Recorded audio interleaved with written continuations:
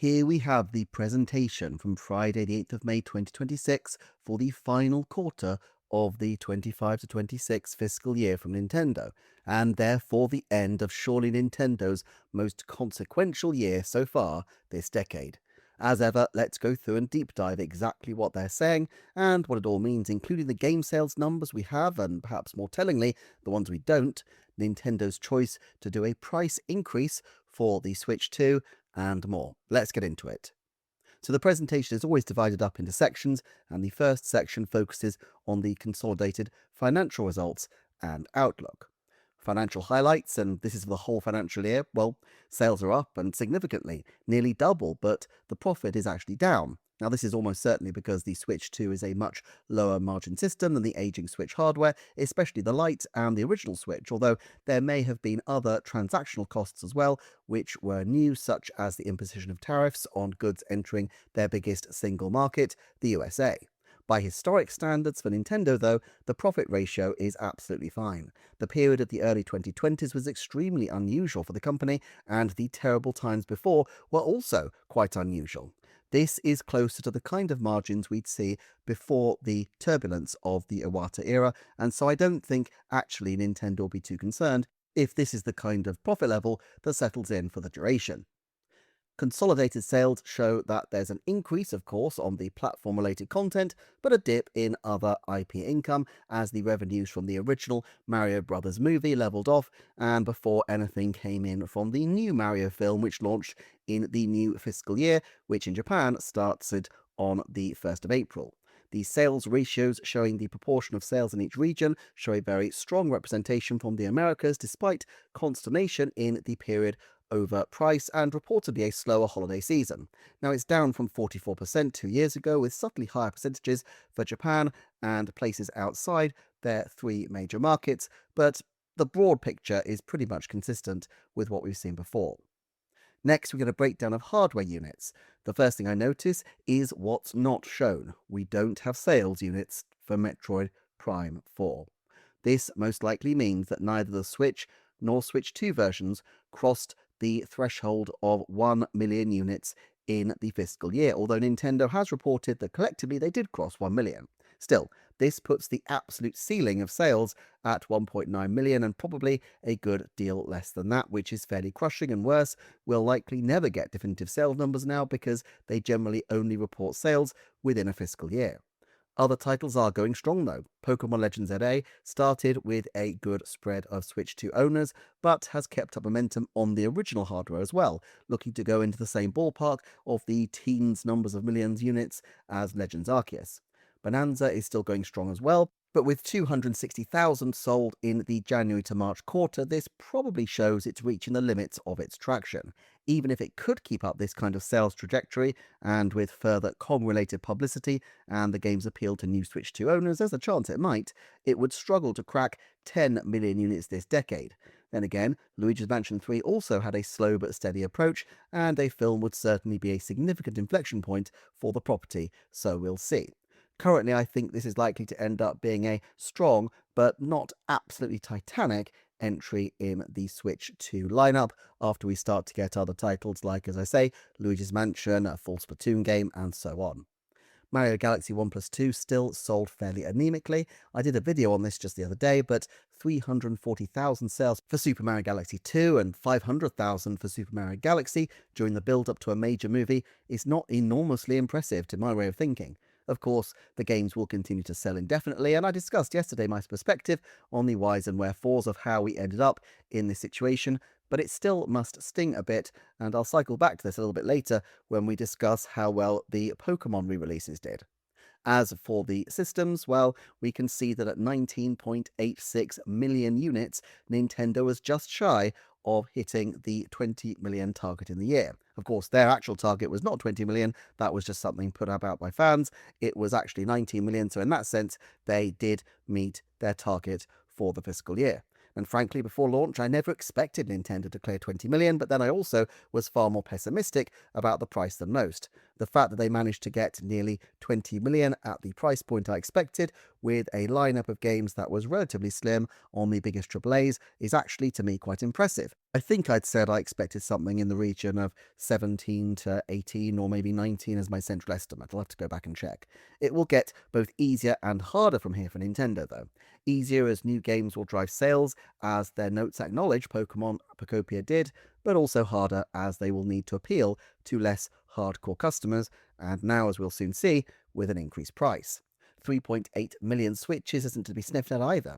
The drop is similar in scale to that which we've seen in other outgoing consoles over the years, where there tends to be roughly a third drop off year to year. So my guess is that the next year will see us looking at about a million or so Switch machines sold, probably above a million, as Tomodachi Life and the film feel bound to shift some of the cheaper model. But I think the console can only defy gravity for so long, which means it's going to be really critical in the next financial year or two to deliver the kinds of massive games which will encourage people to make the upgrade.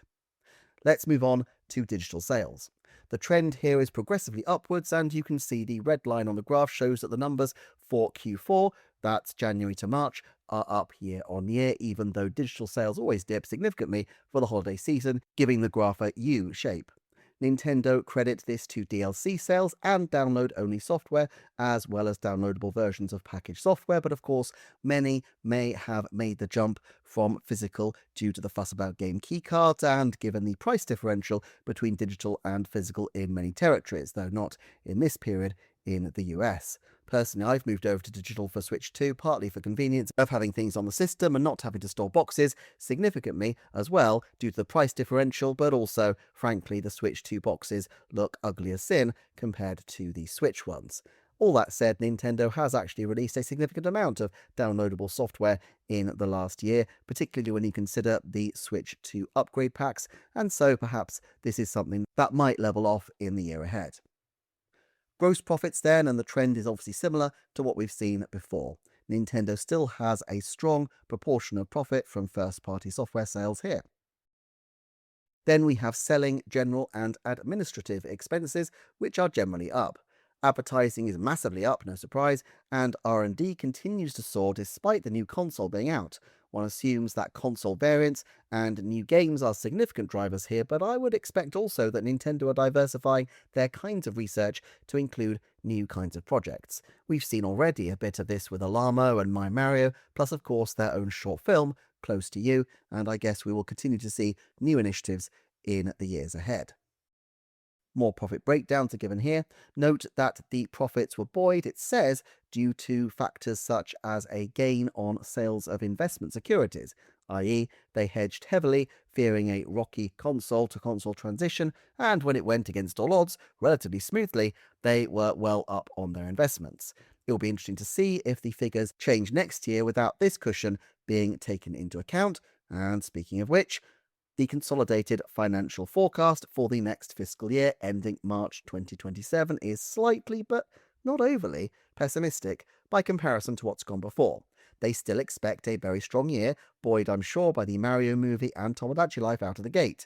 Items affecting the reduced profitability this year are stated. Tariffs are assumed to be consistent with the March 2026 levels, but component prices are anticipated to rise, and this has been factored in. Both tariffs and memory prices are credited with the more pessimistic outlook. Even so, again, this is a historically strong sales expectation from Nintendo. Here's the big one: price revisions for Switch 2. What I find fascinating is that there's actually quite a big differential here. The Japanese price is rising by a fifth, reflecting, I'm sure, that the model there was relatively affordable out of the gate, although not, it must be said, when you factor in cost of living differentials. This will make their progress in Japan significantly harder going forward, but they may bet that they're already enough ahead in the Japanese market that they can avoid too many problems. When time permits, I would like to deep dive their strategy with the Japanese market, but for now, it should be noted as well that the Japanese price change has a very short window, and in fact, at the end of the month, it is going to change. In the US and Europe, the changes are far more modest. Yes, the system will be $500. I thought it a 50-50 call back in December, as I thought they might want to insulate their holiday season and then adjust in January, but since then, the trajectory with RAM prices has been such that it seemed increasingly inevitable that there would be a price increase. I suspect that the price increase will be mitigated this holiday in a number of ways, including through specific game bundle deals. I also think they will want to surge demand before the price rise, and they've given themselves a generous window to do that. For those betting on a major general direct in the next month or two, I think the chances just shot way up, as I think they will want to convince people that buying Switch 2 is a sound move. Now, they may feel that the incentive to avoid a price bump is sufficient and that they should save their fire for September and try to persuade people to make the jump at the higher price point. I think which way they bounce will speak hugely to their confidence at this point in time, and in some ways, waiting would communicate that they really know they can shift a ton of units without any major issues. Ultimately, I don't think the price rises will cause them any major harm, as all tech will be facing these kinds of problems, and in some ways it allows Nintendo to be the budget option in the console space, although as many people own phones and tablets already, that status may be less certain. After all, there's nothing more budget than a device you already own. Personally, I expect that they'd either jump in the August financials or in January, but by making the change now, or at least the announcement now, with effect from 1st of September, it's more or less the same thing, but they make the selling window very interesting in that there is now a period of time when they will sell a console which will increase in price, and therefore, in theory, people might be more motivated to move their purchase up. It also puts into context the recent mitigation of game prices. Unlike most, I don't think $80 games are going away anytime soon, but I do think that it suits Nintendo to focus on smaller titles with lower prices right now. A lot will ride on how people view the value of Yoshi, Star Fox, and Splatoon Raiders. Nintendo state they sincerely apologize for the price increases, and I believe them, despite the accusations of them being money grabbing, and they are a corporation after all, so it's not like this is beyond the realms of possibility. But despite all this, I think they actually did want to have a price point that would be a tough ask at first, but unwind as time went by, probably through the natural process of inflation, but also potentially through deals and other ways to mitigate the high price. I'm sure I'll cover this topic in a lot more depth in the weeks and months to come, but for now, let's move on. Sales forecast for the year, 16.5 million Switch 2s. Now again, I don't personally think this is a chicken little moment. Even at its absolute peak, the original Switch only just topped 20 million, and 16.5 million is pretty good with, let's be honest, a fairly restrained games lineup thus far, at least in terms of the very top selling properties. They are expecting a dip in sales for both software and hardware, and that's probably fair based on what we've seen of their software lineup so far. Their expectation is 60 million software units for Switch 2. On these figures, I would guess that they probably won't have a mainline Mario or Pokémon title out in March. We can probably assume about 10 million of those to be Mario Kart World already, with Pocopia, Bonanza, and Legend ZA possibly totting up a decent number from long-term sales as well, possibly pushing that into just 20 to 25 million already accounted for. Yoshi, Star Fox, Fire Emblem, and Splatoon Raiders will probably be on for about 10 million collectively, maybe more if Splatoon Raiders really does take off. That means they will expect to shift about 30 million copies in the back 6 months of the financial year. Now, Ocarina of Time could scoop close to 10 million if they pitch it right, and there's bound to be a Mario and possibly something else significant for the holiday. A new Switch Sports would certainly be fairly significant, although Switch Sports is more of a long-term slow burn than a big bang. That leaves probably just 10 million to sell in January to March, and if they have 4 or 5 smaller games, that would probably cover it. This is pretty consistent with how they've handled January to Marches before, when they don't have a major title. I figure a 3D Mario would probably have a good shout at selling 10 million in the space of a week or two, even if it's released at the tail end of March, and Pokémon numbers would also be pretty wild. It's not impossible, especially if they clear the decks of smaller titles in the early 2027 quarter and launch something massive in the final week of the quarter, that they could have a relatively low number of sales for the Mario or Pokemon title right at the end of March, but of course it would keep selling into the next fiscal year. But my snap response is that I'm cooling a bit on a big March game coming out, although I will look into this in more detail at another point, and of course it should be said that there's nothing to stop Nintendo from changing these forecasts as they did last year and as they frequently do. If they decide that they do want to put something into that March window, then obviously that will have a pretty big effect on the landscape. The next slide is titled Financial Year 27 Sales Unit Forecasts for Nintendo Switch 2, although it may as well be called Nintendo's spin on their forecast numbers. So they start by pointing out that unlike previous systems, Nintendo Switch 2 sales were more concentrated in the launch year compared to before, and this is actually true. Switch arrived to dismally low expectations, and while 3DS followed a major system, the price put people off out of the gate. Nintendo has never really had this situation, and of course, what happened here is that many sales were effectively front-loaded, but they still have to convince people to convert to the system long term, and those people who weren't inspired to make the jump on day one may be that much harder to convince. They therefore make a rather strange bar chart to make the point that they expect Switch 2 to outpace Switch over a 22-month window, and this is true. The reason for 22 months presumably being that the Switch 2 launched in June, which is 2 months into the fiscal year, so 22 months is the equivalent of the first 2 fiscal years for Switch 2. I think they're actually right to think that the sales are, as they say, quite healthy, but taking everything into perspective, I also think that they view this as a PR problem and want to avoid talk in the press of the system's sales slowing. The reality is that both the Switch and Switch 2 are both successful machines, but the black swan event of the pandemic that surged Switch sales beyond measure for a period in the early 2020s is unlikely to be repeated, and if anything, sales conditions may be more forbidding in the years ahead. Personally, I don't think this will be too significant a turning point in Nintendo's fortunes, but it definitely is going to require some press management. I also suspect the reason they needed to make the price adjustment now is that otherwise it would show in their sales forecasts that they were effectively anticipating having to raise their price, and so if they're going to drive speculation about a price bump, they might as well just announce it and burst the bubble now. Okay, that's the hard business section of the presentation done. Now on to the sunnier stuff, the business highlights.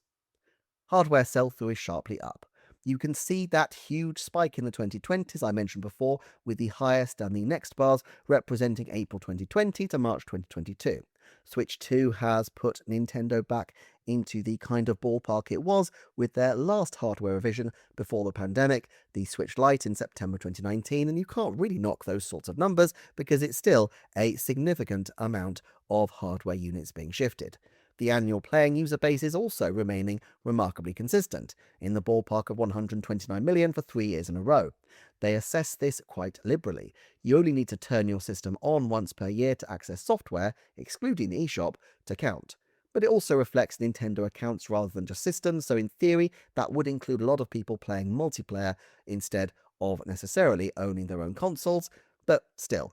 Given that the Switch OLED included a lot of people likely buying secondary systems, it seems likely that the number of discrete Switch owners and the number of people who log in to play each year is going to be pretty much the same, which seems like good news in terms of Nintendo's capacity to keep people playing video games. This isn't the case of people putting their Switch aside and moving on to other things, as far as we can tell. The audience is there, they just need to deliver the games to capitalize on that market. Pokémon titles. 4 million for Fire Red and Leaf Green is kind of crazy, especially when you compare it to Super Mario Galaxy 1+2, which was in a similar ballpark after 3 months that these titles were after 6 weeks. And it's actually something that I'm going to come back to in a video, hopefully in the next few weeks when time permits, because I think this could be the signs of something that might be a bit of a pivot in terms of the long-term strategy. Pocopia is also a promising one in terms of their sales, but I find it interesting that they've prioritized highlighting Pokemon titles, as of course they don't directly profit to the same degree from Pokemon titles as others, since the Pokemon company is co-owned with Game Freak and Creatures. I did a huge deep dive podcast on Patreon a few months ago on the relationship between Nintendo and the Pokemon company, so do check that out if you're interested, but for our purposes here, it seems striking that they mention Pokemon, but not Mario's 40th. Where is the slide for the sell-through of Mario titles? Celebrating Galaxy, highlighting initial sales of Wonder, of Tennis Fever, of Mario Kart World, of legacy Mario titles that they're selling as new. You'd think they'd boast if they felt they could, but this presentation is conspicuously quiet on that front. Now, maybe this is just a case of them deciding that they're going to do a victory lap for Mario's 40th after the film, wrapping everything up together. But of course, the film is out, and although Yoshi is not yet out, it does feel like basically the Mario 40th window is closing. And there are 2 conclusions that they might draw from what appear to be some relatively disappointing numbers. One is that anniversaries themselves don't really push merchandise anyway, but then again, they shifted just shy of 10 million copies of Super Mario 3D All-Stars in 2020, and then came back for more a few months later with Super Mario 3D World plus Bowser's Fury. Sure, different time, different context, but it still seems like the Mario 40th didn't really buoy the games to the same degree. Part of this may also have been just a saturation effect. They already pushed a lot of legacy Mario content in 2023 with the film, and so they may find that most people are now content with their current Mario library. This is going to make it harder going forward, but then of course they will hope to have a new suite of Mario games in order to drive sales. They then specify the current lineup of games, and individually these titles are all pretty hype. Yoshi, Star Fox, Splatoon Raiders, Fire Emblem, and Pokémon are all big fan favourite properties. However, since 3 of these are cheaper and likely smaller scale titles, and one may be a year or more away, it may not read as all that confident. The Switch titles haven't changed.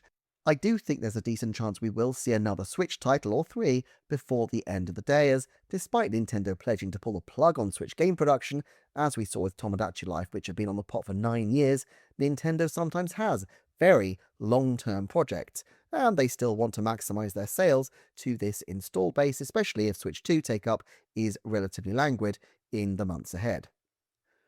One thing that's really striking to me here is that they celebrate 3.8 million sales in the first 2 weeks for Tomodachi Life Living the Dream. It's not that I'm surprised Tomodachi Life sold well, the 3DS showed that it would, and the Switch install base is massive after all, but I am surprised that they released the information here because, strictly speaking, it's not to do with the quarter in question. Now, there's no hard rule here that they can't talk future accomplishments, and I'm sure they've done this kind of thing before, and indeed, they do this on the next slide as well. But generally, if they want to boast, they just issue a press release, or else they wait for the financial statement in question. The fact that they didn't give Tomodachi a discreet press release, but did showcase its numbers here, does slightly read to me as them wanting to drum up a more positive framing for the press conference by leveraging Tomodachi Life, something that otherwise they might have mentioned, but in its own time, but now they wanted to have specifically as a way to leaven some otherwise mixed news. Note that 40% of the players are Switch 2 owners as well. As with Pokémon Legends ZA, I suspect that proportion will drop in the months after launch as more casual players who will likely own older hardware pick it up. Nonetheless, it suggests that the game had a strong appeal to their Heartland Nintendo fanbase, which is interesting because it's obviously slightly off kilter from the kind of core action mascot games that they're better known for. But clearly, there are more than 1.5 million people dedicated enough to Nintendo to buy a Switch 2 and pick up Tomodachi on day one. I think this affects how much they may position and try to use Tomodachi in the future, although this is really a matter for a dedicated video sometime. I also wonder whether the decision not to have a Nintendo Switch 2 edition at launch was a way to offer dedicated fans an upgrade path later on. We have a list of third-party titles here for Switch 2, and they state, with the tremendous support from software publishers, the lineup for Nintendo Switch 2 is the largest ever following a platform launch. The Super Mario Galaxy movie scored $800 million in sales in the first 4 weeks. Not a lot more to say about this one, and Nintendo's notes here are essentially just a rehash of their IP expansion plans, which have been more thoroughly explored in past presentations, and so I won't go into them again here. Then there's a share buyback slide and the cancellation of treasury shares. This probably deserves a separate video when time permits to go into all this more fully. However, their rationale for this move, where they essentially buy their own shares to reduce the number on the market, is given as follows. This was done to improve our capital efficiency as part of our flexible capital policy to respond to change in the business environment and for returns to shareholders, and to mitigate the impact on supply and demand of the secondary offering of common stock implemented in March of 2026. Now, my own take is basically that they saw the stock price dipping and felt like it was a good value time to buy back shares, thereby limiting supply and spiking demand, and so increasing the price, which of course is good for shareholders, including, for that matter, the various board members. We know that they had a huge amount of cash on hand, and we know that they like to maintain control, so this seems like not just a prudent move, but one they probably had their eye on for quite a long time, but which they couldn't really feasibly do while the stock price of the company was slightly artificially inflated around the time of the Switch 2 launch, new hardware usually leading to an inflation, a slight bubble around the stock price, something we've also seen with previous Switch iterations. At the back, we have some general reference materials. Sometimes this contains some of the most interesting data, but in this case, things are a little bit plainer. We have the precise regional breakdowns for sales. The only really significant trend I can see is that IP-related income remained steady in Japan, but gradually descended in the US, which, as I stated earlier, is as a result of the decline in attention for the first Mario movie. Of course, all this income is still a fraction of a percentage of their total income. We can also see that their employees are up by nearly 500 people at year end, showing their gradual but steady expansion. Now, these obviously won't all be game developers, and with Nintendo diversifying their projects and setting up new locations like Singapore, they may well have a good number of non-development staff, but nevertheless, you have to imagine that expanding their operations will start paying off much more in a few years' time. There are various other breakdowns which are statistically interesting, but I don't really have a lot to say about them at the moment. There's also a more granular sales breakdown. Interesting that the original Switch model is still making up a significant portion of sales, which Nintendo must feel reasonably confident with, given how relatively high margin it is. In terms of sales, we've seen the highlights mostly before, but note that Kirby Air Riders also scored 1.87 million in sales during the fiscal year. If you look at the proportion of Japanese to non-Japanese sales, the numbers are nearly neck and neck, showing it massively outperforming the rest of the world in a way that no other game on this list does. Indeed, in the case of Super Mario Galaxy 2, barely an eighth of the sales were from Japan compared to the rest of the world. I might do more on these numbers when time permits, but I do think it's kind of interesting. The rest of the presentation contains release dates of key products, but basically no substantial new information. And so that's it for this deep dive, but there's a lot more to cover. There will be a Q&A. We've already heard of the retirement of longtime Mario guru and EPD10 lead Takashi Tezuka, as well as other boardroom shakeups. For work and family reasons, it's unlikely I'll be able to record anything substantially new on this until Sunday evening at the very earliest, although if time permits, I may post scripts earlier to Patreon. Thanks as ever for watching, and I will look forward to seeing you next time for another Nintendo Forecast.